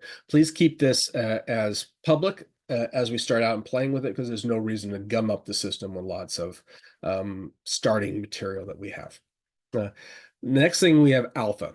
So this gets a little bit more complicated. You guys asked a few questions about beta, and you saw that in some of the questions that popped up here. The idea alpha and beta is a bit more complicated, but the idea behind it is that this is our terminology for an older, for using something. Well, it's our older tech. Let me phrase that. Alpha and beta is our terminology to take the place of master slave, but we don't want to use that terminology too often. So an alpha is a course that's the primary course, and a beta course is a course that's tethered to the alpha course. So if you select a beta course when you bring in a thing, you're basically saying you want your course to be identical to the alpha course. And then if the alpha course changes, then the beta course will change accordingly. However, if you don't make it beta, then you make a copy of it, and then you have full control in order to customize and go in your own pathway that's out there.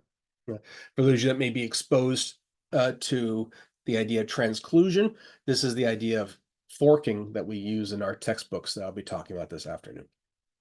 So, we use the word tethered for the actual process, and the primary and secondary would be the term that we have for alpha. We're toying with the idea of perhaps changing alpha beta. We were just trying to figure out something to work off of there. Okay, lastly, some of you guys may have a option right here that allows you to make your course into an LMS course. So if your campus LMS, the one that's actually connected at the top right here, is already connected to our campus, connected to Adapt, then you have the option to make this course an LMS course, which means that you can connect Adapt to your LMS course. But if your campus hasn't already set that up, your campus administrator, then you have no option. For example, UC Davis hasn't set that up. So essentially, I cannot make an LMS course to my campus. Although that's going to be changing soon off of there. For the sake of this conversation, it doesn't matter whether you have LMS enabled or not. We're not going to be coupling it to a specific Canvas instance during this conversation. Lori asked a question about not public, right? I'm not entirely sure what the context is. Are you asking what to select? If that's true, then just make it no for the sake of this conversation, because we're just playing around and there's no reason to gum up the system with lots of, I don't want to call it junk courses, but just playing around courses. Now, if you press save, and if everything is done right, it will create the course. Now, if one thing is not done right or more, it will stop and it'll give you a warning, and you can see a little red mark in the spot where it needs to be updated and then fix it. So right now, I want everyone to create an empty course. fill that out in order to be able to have it there. And then please give me a thumbs up so that I know that you guys are moving forward with this because I have very little feedback otherwise.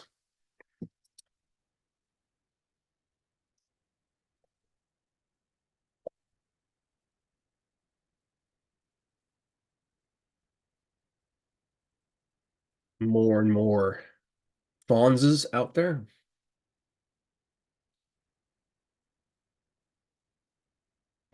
Carol, I'll mention that in a moment.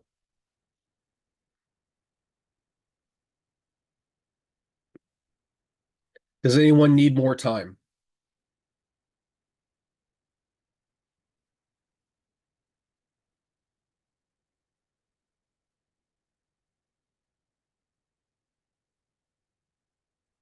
Kristen had a whitelist domain request. Just type in your campus domain, and then I need to see what where you got that reference. Okay, so the vast majority of us have given me the thumbs up in order to move forward. So let's go into my course. My course doesn't look very impressive because I have no assignments in the course, as would be your courses because you just created it, that's there. Remember what I said, we have courses have assignments have questions, and that's the typical mechanism that we have in place here. Now, if you want to change any of the things that you added when you actually put that in place, if you go into course properties, it will give you the same modal that you had before with one exception, this little thing that here says whitelisted domain. Now, this right here is going to be removed a little bit. And the point of the whitelisted domain is to provide a barrier for anyone or any student to enroll in your course if they don't have the correct email address. So we actually have three mechanisms for students to enroll in the course.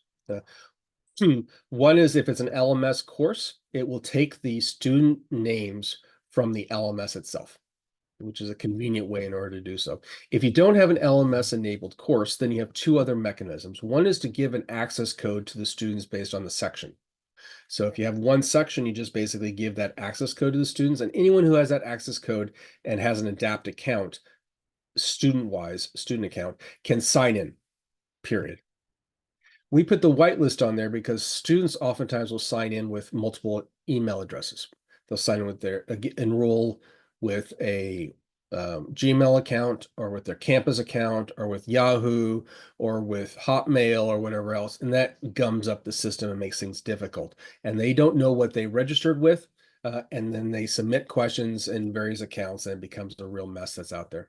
If you don't have your university in that list, please contact me when we take a break and just grab another campus in order to move forward. It doesn't hurt anything.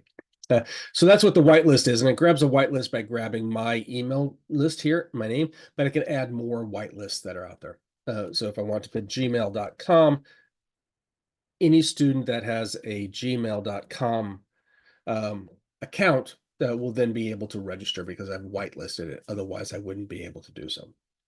The third option that we have doesn't involve whitelists, and that's sending out emails from a roster. So if you have a list of emails, you can actually send them out, and then they will get emailed the access codes in order to be able to, very similar to how you got your instructor access codes. However, many times those access codes get stuck in spam or other places and they don't always get to where they want to do. So you have to do some follow-up in order to be able to do that. So anyways, I can come in, I can decide if I want to change this in one way or the other, and I can go about doing that. And I can do that at any time I want as we progress. Now there's a series of properties connected to your course right here. We don't have time in order to go through all of them. I just want to go through a couple of them. The first one are sections. This is pretty straightforward.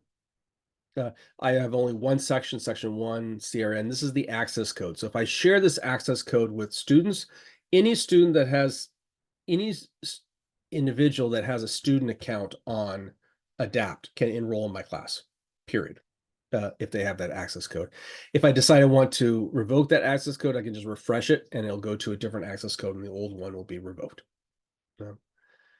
Graders, if I have student graders, I can assign a student grader to my to help facilitate grading in my class. These are my students. I don't have any students enrolled in the class, nor do you, but you have the ability now to invite students by giving, their emails. You can do it individually, or if you have a CSV file, you can upload a CSV file if you want to go about that route off of it. Again, if you have an LMS enabled course, then you don't have this because you don't need it. All the students enroll via your LMS, not manually from Adapt. The rest of the stuff is not overly important for our conversation, with the exception of the gradebook. The gradebook here is empty because we have no assignments and we have no students, which is the two entries that we have here. So we have nothing that's put in place here in order to be able to track it. If you have an LMS enabled course, then students don't need to see the gradebook on Adapt because they see it in your LMS, but it's useful for you to be able to track it on our side because it's how we actually store it on our site before we pass it off to your LMS. So everyone has a course. Now we want to add an assignment to the course. And I encourage you to take a look at some of those other options there, or look at the videos that we have on our YouTube channel where I'll go through entry by entry about what each of those things mean. Okay, so when we go to the course, we have several options. We have the new assignment and import assignments, very similar to the new course and import course. And we have two other options here, the course gradebook, which I already showed before, and then the course properties. And that right there is essentially the same modal and other things that I mentioned right there. So I'm going to step back here. And what we want to do is we want to create a new assignment. I'm going to skip over import assignment because it operates in the same way as the import a course. So I'm going to go to a new assignment. It pops up with a modal with things that I want to write into it. So the pedagogy is out here. So I want everyone to create a new assignment, and I'm going to call mine assignment 1, the power of the cat. Public description, that's what students would see if they want to, when they go to the assignment. Private description are my commentaries associated with this assignment. So that I might decide that I want to tweak it after the fact and such. I can decide if I want this assignment to be summative or formative. Summative means that it requires students to sign in. Formative means I can actually make it formative and I can post it somewhere and students can actually just submit it in that way. So I can put it onto a website or into my textbook and then use it in a formative session. Just keep your summative. Most of the people are using it summative. You don't have an assignment template because you haven't created a template yet. When you make a template, you're basically filling out this assignment here and making it so that when we click bring in that assignment, it will then save and write all these things down automatically for us. Ignore that for now because you don't have it. Now we have an assignment group. Now, if you, Sorry, oh can yes, you tell us again where you got into the assignments? new assignment right here. Do you see that? Yeah, let me go. Oh, there it is. Hmm. Oh, yes, I found it now. Thanks. Great. So, assignment there. So I'm going to do a group. This is useful for keeping track of submissions on Adapt and what they are structured and organized. If you're using this via an LMS, this doesn't really matter at all, but it may be convenient for you to keep track of it on Adapt anyway. So I'm going to say this is a homework assignment. I'm going to keep this internal. External is if I want to bring in scores from outside, like participation points or attendance or things like that. That's because I use Adapt instead of my learning management system because I don't like my learning management system. It's not a dig at Canvas. I actually don't like any learning management system. So that's just the way I operate. But when I have exams, for example, and they're paper exams, then my TAs grade them, then they upload the scores automatically via external in this manner. I can decide how I want the submission to be graded when automatic, either based on performance or based on completion. Or completion means they've submitted something and they get the points off of there. You can do a breakdown of that. I'm just going to keep it as performance because that's what most people typically use. I now have the option to specify the number of points per question or to specify the number of points per assignment. If it's per assignment, it takes the number of points and distributes them evenly. So if I have a 100-point assignment and I have 10 questions in the assignment, each question is worth 10 points. If I have 11 questions in that assignment, then each question is worth 9.1 points. If it's 9 questions, then each assignment would be worth 11.1 points or something like that, in order to be able to do that. This makes it convenient in order to ensure that every assignment of homework will be the same number of points, to make it convenient in order to be able to do this and not have to dork around with saying, well, this question is worth this number of points and this question is worth this number of points and such like that.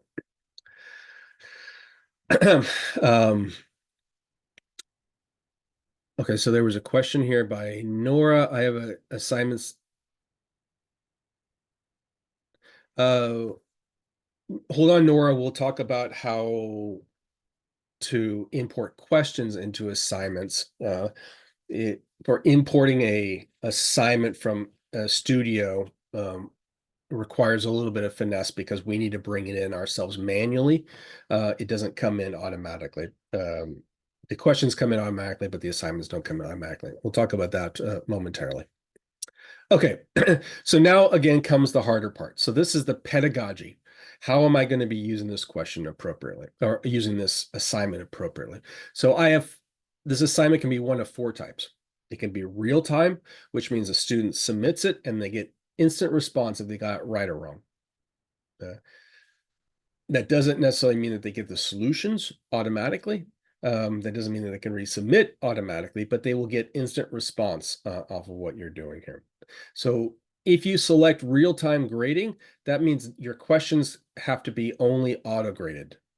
You can't have any open-ended questions that are in real-time assignments, because that would make no sense, because you'd have to be at your computer 24/7 in anticipation to do a rapid grade of a submission for a student, because open-ended requires a human in order to be able to do. So if you're going to be doing only auto-grade questions, real-time is an option for you. If you're doing delayed questions, let me phrase it, if you're doing open-ended questions, then you want to go to delayed questions, which means that students submit and they don't get any response about whether they got it right or wrong until you release the scores at a specific date. So it's something akin to how old school homework would be, where you submit, you turn in your homework at a specific date and time, and then they are given back at a specific date or time with the scores and the grades and things like that.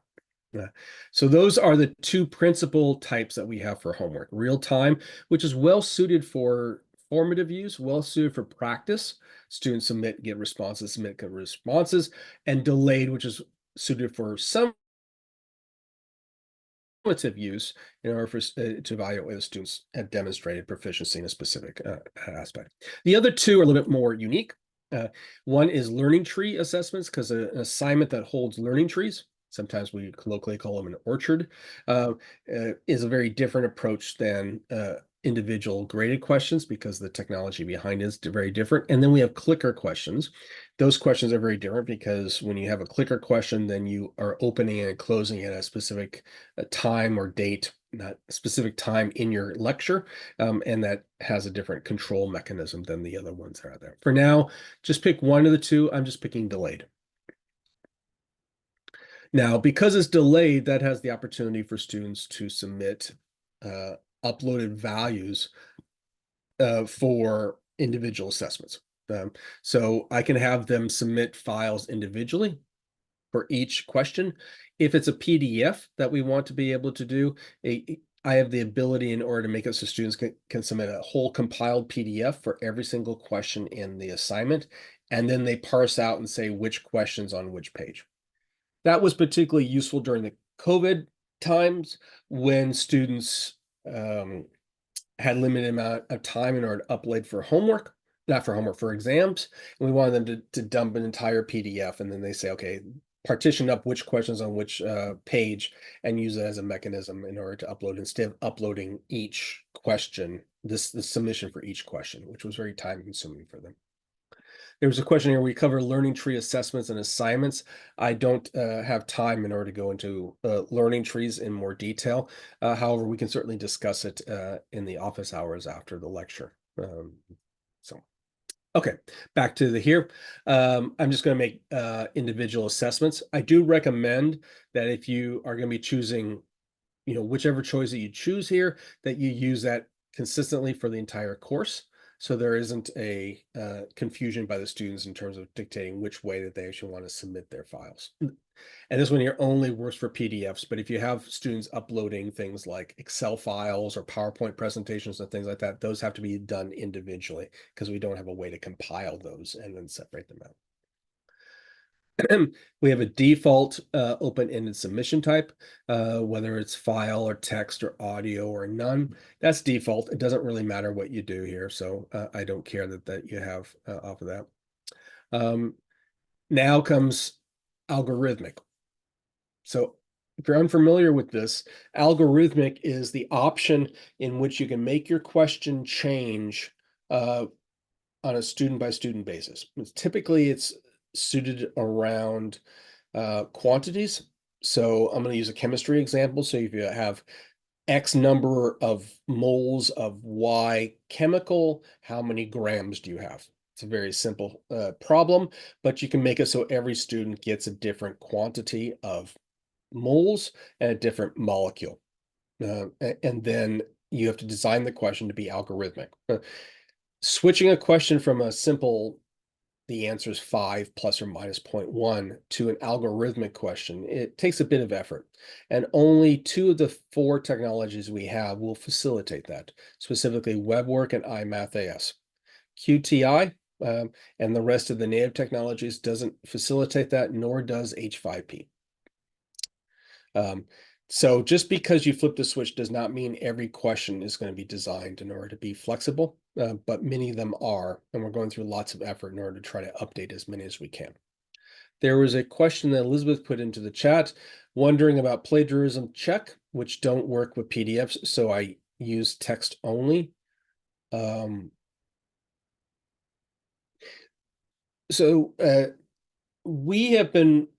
We have on our list a plan in order to be able to do a plagiarism check very loosely, where that we're able to have students submit text, which works best, where you're able to identify the text and you can look and see how other text compares to each other, which makes it convenient if there are duplicates in a specific question amongst the class. We will probably make some system set up so we can actually keep track of that question infrastructure in the past, so that if it comes from a single source like Chegg or Course Hero from anywhere in the past, we're able to identify that and bring it together. We can extract text from PDFs and do the same process. That's actually perfectly fine in order to do. But this whole process of plagiarism checks, we have not implemented yet into our system.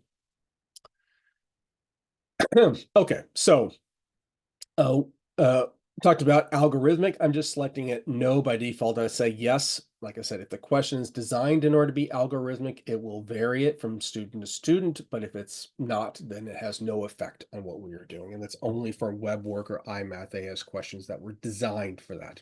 Now, if you have an interest in order to look at that, I can show you how that's coded up.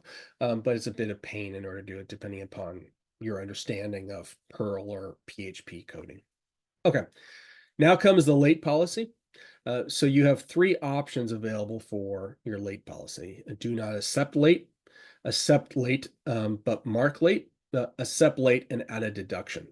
So if you accept late the deduction, so you click on either of these 2, and that's perfectly fine. That when it's marked late, it just puts a little asterisk in the grade book. So it's not too big of a deal. If you click on this thing, you can say, well, it's a deduction and you want to make 5% removed, let's say, every 24 hours. Yeah. So every 24 hours, there will be, every 24 hours, there'll be 5% deduction that's out there. What we don't have here is a floor, but we'll have a floor on there in the next few months. So it actually goes, if you want to, you can go to a minimum. So you'll always have some incentives for students in order to do homework. They don't lose all credit possible for a specific homework assignment, and then they're just not going to do it because there's no incentive. Well, I do it. These things are, Well, this right here is basically if you want your question to be part of a final grade, this is useful if you're actually doing the mathematics on adapt, using it instead of your learning management system. If you're using it with your LMS, this carries no weight at all. This is 100% handled on your LMS side. We can do instructions to tell the student something about what's necessary in order to handle the questions in the assignment. Then we have random sampling. So random sampling is different from algorithmic. So algorithm means students get the same question, but you're changing some parts of the question for every student. And that's convenient because every student has the same level of complexity in order to be able to solve. They just have different numbers in order to be able to propagate that, or different molecules or things like that. Random sampling is a different thing. That's taking a range of different questions and then selecting a certain number of the questions that you want students to show. So if you make an assignment of 20 questions, and then you could say that you want students to see 3 of them randomly, each student would have 3 selected from those questions. The problem with random sampling is you want to make sure that your questions are set up so they have equal level of complexity. You don't want to have one question in the sampling that's harder than another question, because it'll be unfair for the students, because one student may get a harder question, the other student may get an easier question. You need to make sure that they have the same level of complexity in their performance. So you need to go about doing that. I use these things for my pre-labs. So I want students in order to come in and solve problems, and they solve problems in order to, first, I want them to come in and demonstrate that they have read the lab manual. So I have a series of 20 to 25 questions. They're just different questions taken from the lab manual. I don't care about whether one's harder or easier, because they're all roughly the same level of complexity. It's basically, what color is this, or how much is this, or what do you do in this thing? That just shows that they went through the lab manual and randomly selected, so that one student that solves this problem doesn't then have to deal with another student can't just grab it and run with it. Because the odds of them getting the same set of questions is rare, depending upon how many questions that we put into our pool. I can make sampling coupled to algorithmic, so that even if the student gets the question, it can still be randomly generated values inside of that. Such notifications. If I select notifications on, that will send responses back to the students a certain period of time before the assignment is over, just to remind them that they have an assignment to do. Its default is 24 hours before the end of the assignment. However, students have the option to change that period of time to fit their needs. So if they feel that they want to have 36 hours beforehand warning, that's great. If they decide they want to have a 1-hour warning before homework is done, that's there. It's up to their prerogative. You have the ability to say that this one specific assignment may not need this. For example, if you're making a practice assignment, there's no reason in order to provide any notification to students in order to be able to know when the practice assignment is over. Lastly comes, I should mention this. Anytime you see a question mark here, if you hover over it, it'll give a tooltip to give you some feedback regarding those things. So if you didn't actually remember everything I said, you see a whole lot of these question marks all over the place in order to give you feedback associated with these things. The last one is the assign to. And the assign to basically designates how you actually want students when they have the start date and the end date and things like that. So I can select everybody, or if I have multiple sections, I can have those sections down. So I'm going to select everybody, and I can say this assignment is open on this date and this time, and I can say it's closed that date and select that time. And because this has a accept late with deduction, that means that there's a secondary deadline, the final deadline, which I can say when I'm willing to accept, which might be the 24th at that time. If I have different students that need different accommodations, I can come in here and I can select the student name. If I have students enrolled in here, I can select a specific student and give them different dates and times that may be necessary for their specific accommodations. I'm going to remove this thing, and I'm just going to save that. If I did everything right, it will save it. If I did something wrong, it will stop and give me a warning, and I can then check. And I did a warning. Default number of points must be an integer, which is right. Default number of points. Where are we here?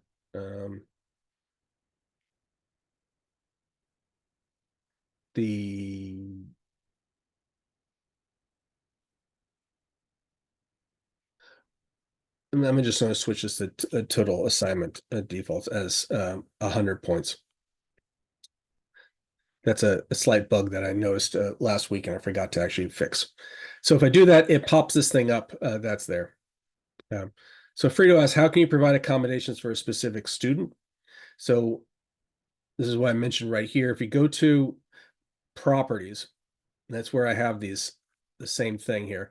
I can assign to, and here I can, when students are enrolled, I'll have their names right here. So I can select the specific name and say, well, this student needs not an hour and a half, but it may need 10 o'clock.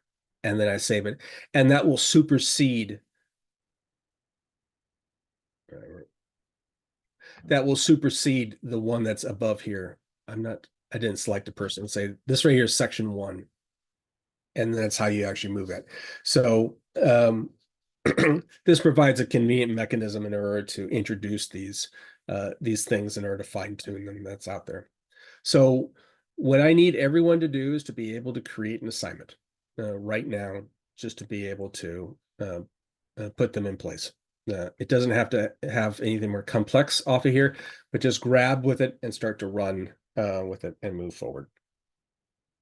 Give me a thumbs up when you're able to do that. If you have any questions, please put them in the chat. Otherwise, I'll give you a moment in order to bring up your assignment.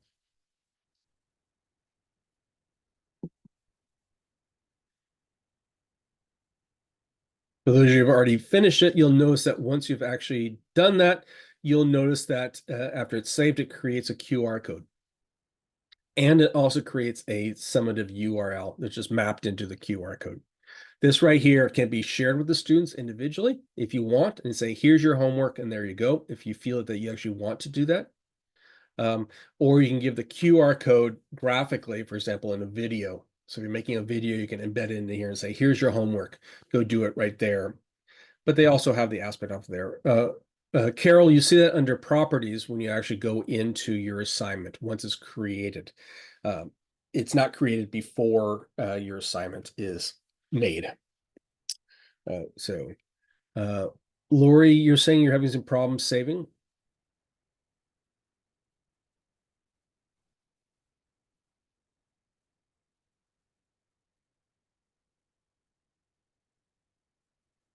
I will. Feel free to chime in if you have problems. You're saying that it's trying, but I'm not sure what that means.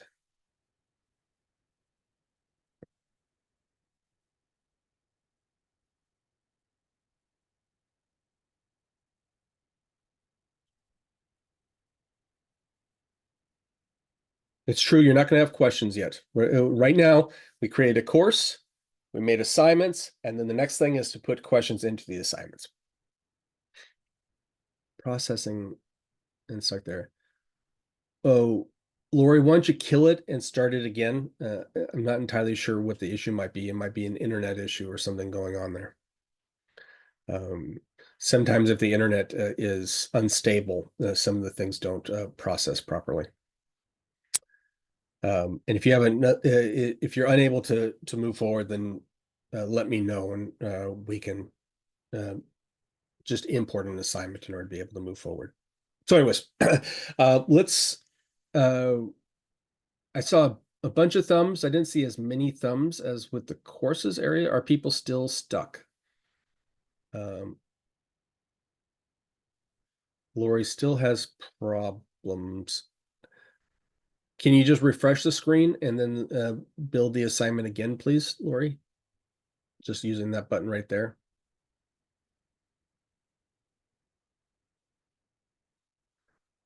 Or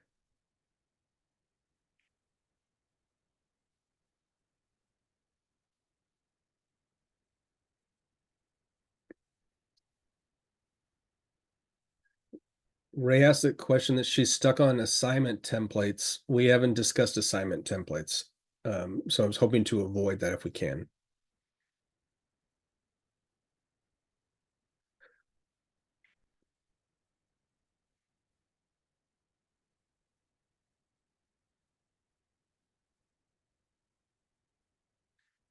Carol will be done in about 5 to 10 minutes. And then we'll have lunch break off of here. Laura, you're still having problems?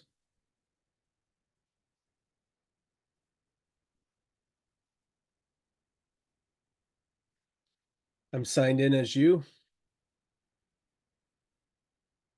It looks like you have an assignment already named after yourself.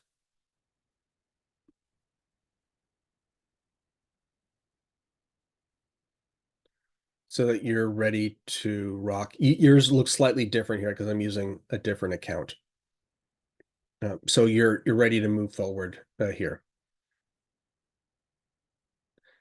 So the people who are saying they're having problems saving, can you explain what you mean by having problems saving?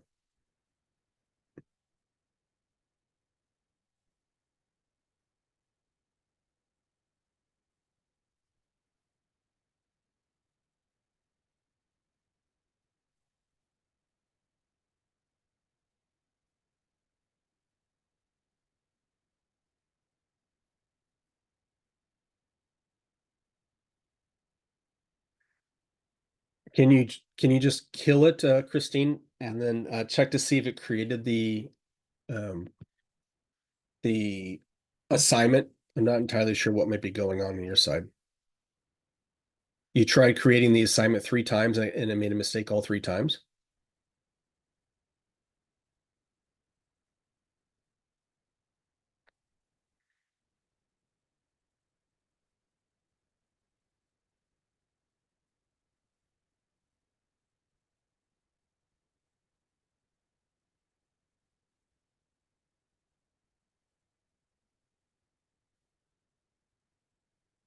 So here's your Sociology 1 class, and you have no assignments in LMS course. I'm just going to make an assignment. Make it homework. Make it delayed.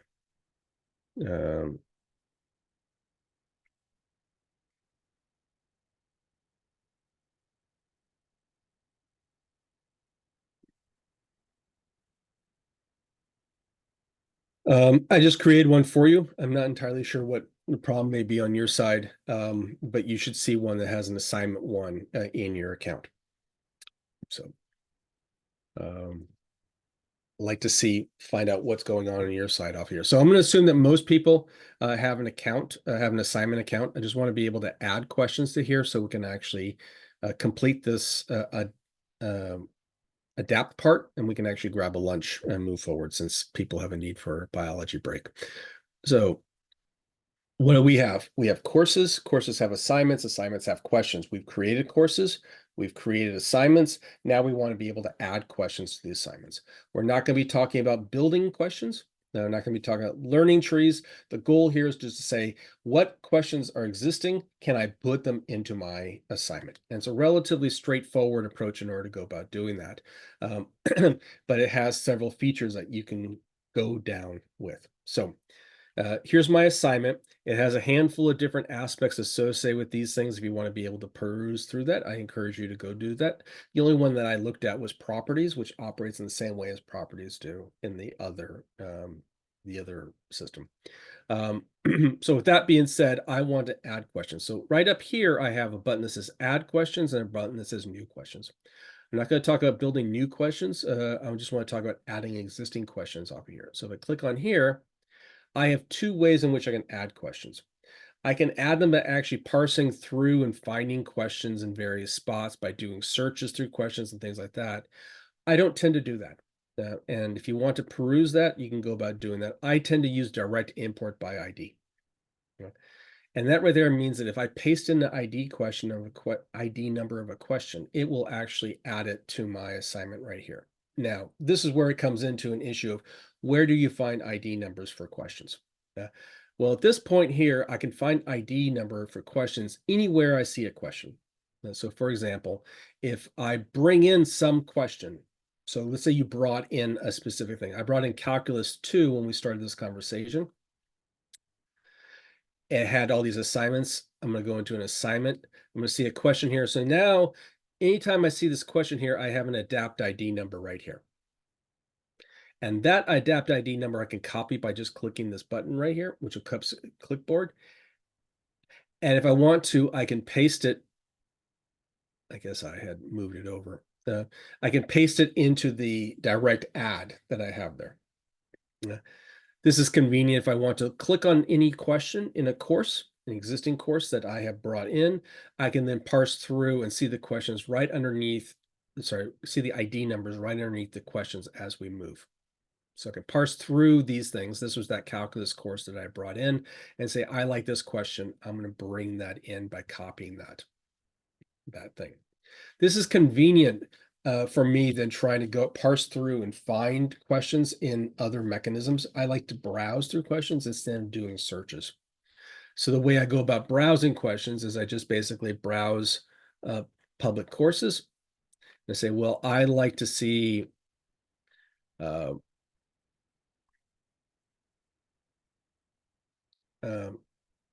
Chemistry 101, and I can just parse through here. And now I'm seeing these questions right here. This is, I say, okay, look at these questions. Oh, I like this question. I'm going to collect this one. Now,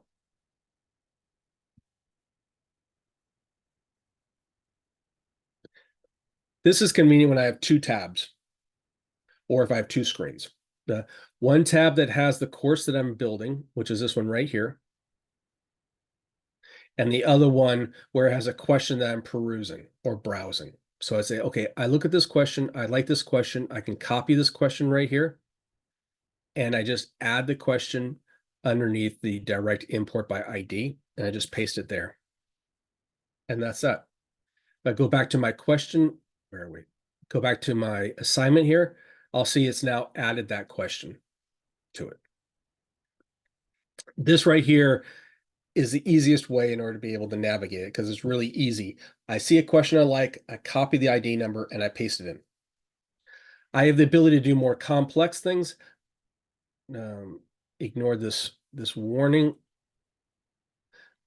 I have the ability to come in, and if I like all the questions in that assignment, where are we here? If I bring in the questions, I can click on here and bring in all the questions in the assignment. So what I want you to be able to do is parse through and find questions that are off of here, and take a look and see whether you want to search the questions. You can do a search and then just do a title like calculus. And it comes up with 1,000 questions that have the word calculus in the title. There are many more questions that are out there. They may be in meta tags. I can click on here and say, oh, I like this question. I can copy that one and then bring it to my course in this way here in my assignment.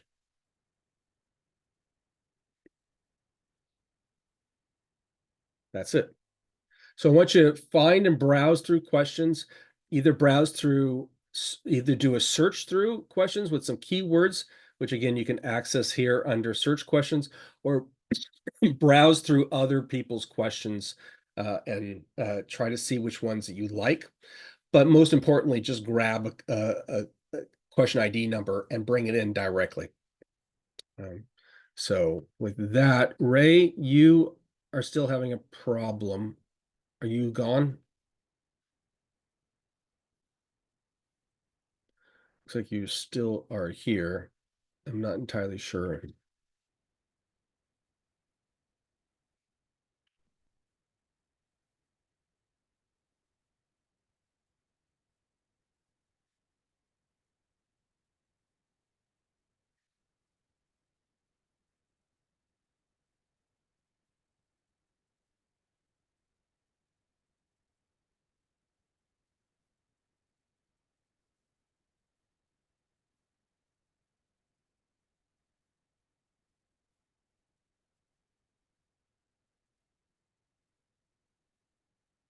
I see a range of courses and assignments under your name, Rafaela. I'm not sure if there have been some issues on your side. Which assignment are you having problems, Ray?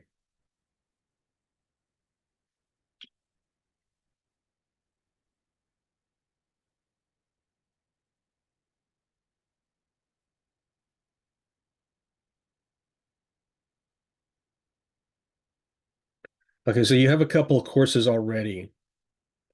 Can you add questions to your course, your assignments right now with that? And then we can take a closer look to find out why there are problems on your side.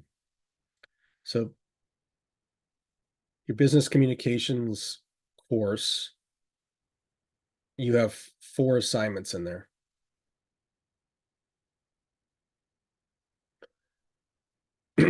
So parse through that and we can try to take a look and see what type of issues we may have. There was a question that came up by Lori. Is there an attributions connected to here? Every question has an attribution component. Once you've actually added it, you can see that.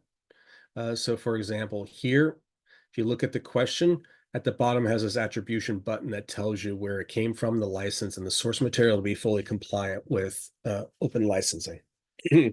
So Ray, you wanted to add some questions from a from this course right here. You basically, once you find a question you like, you can just copy and paste it right here and just add it in your direct line. Right here. I'm not going to do new questions. I don't want to go into the question infrastructure off of here. Just direct import. Now, and that's how I added it directly like that. Jamie asked a question, what will the attribution look like if we create a custom ourselves? Do we customize what it says? Right now, it's based off of auto generation language based on your name, your license you chose, and the source that you came in to be compliant with these things. We don't have a customized version of that. We've been talking about something along the lines of a customized version or the ability in order to provide attributions for different parts of the question. So you can say, here's the core component, but someone who created the solution separate from that, and they deserve a different attribution that's out there. That probably is not going to be available until later on this year. But the fact is that we provide attribution capabilities for every single question out there to be fully compliant. Just like here. And then it also provides a link to the license itself, which is required for attribution. Okay. That's Adapt in a nutshell. What we did is we created a course, we created an assignment, and then we added questions to the assignment. The issue is to find those questions that we are particularly interested in order to add to the assignments and customize them. But that gets you going with the infrastructure that we have right now. The other skills that we have right here or that we need to do in order to master the greater gamut of features that Adapt provides you is obviously being able to build those questions, depending upon which technology you want to use. Talked about learning trees. We didn't discuss a bit about the analytics and a few other things like that. And those are the things that we go into more detail when we have individual workshops or in our LibreFest that we run in early July. I will also mention that if you have any questions regarding this or any other part of today's discussions, you can come to our office hours from 9 to 10 o'clock on Tuesdays and Thursdays at zoom.libretext.org. Basically the same URL that you use for this workshop, this extended this OctoberFest will also apply for that. We're going to take a break and then we're going to come back and start talking about the textbooks.